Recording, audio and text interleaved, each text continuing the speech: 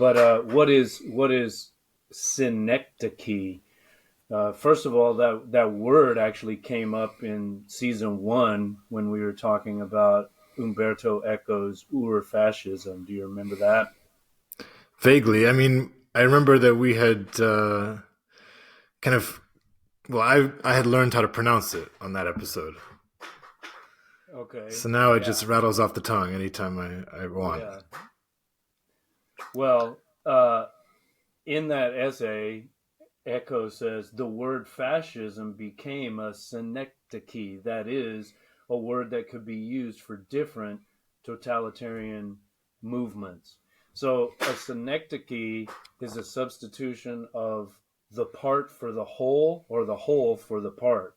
So in this case, in the Eco case, we have all of these different totalitarian movements that have elements of the whole of fascism, right? But they're all called fascism. So fascism the word has become a synecdoche for uh, various movements which might have elements of fascism. In that essay, you'll recall he highlighted, what was it, 14 elements of, was it 14? I think 14 elements of what he called ur-fascism, or like, proto-fascism, the beginning of fascism.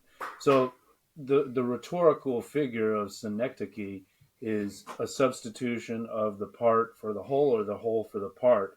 When I learned this term as a student of literature, the example that was given to me was Dylan Thomas's poem, "The Hand That Felled," or sorry, "The Hand That Signed the Paper Felled a City."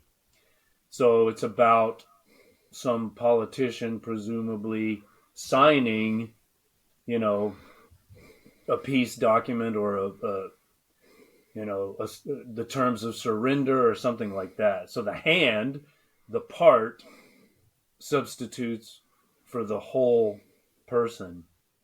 Mm. The politician making the decision. So that's an example of synecdoche in which part substitutes for whole. And synecdoche itself is a kind of what's called metonymy. And metonymy is a kind of metaphor, but there is an association. There's like a proximity between the word or image used and the thing referred to. So the best example of that might be something like, the pen is mightier than the sword, right? So the pen is closely associated with writing, and the sword is associated with whatever, fighting, violence, war. So writing or creative expression, or whatever you want to say, is mightier than, you know, might, violence, war. Except in present day Russia. Well, and many other places. That might be wishful thinking, uh, that sentence with two examples of metonymy. But the word metonymy is also interesting because the prefix is actually meta, Mm.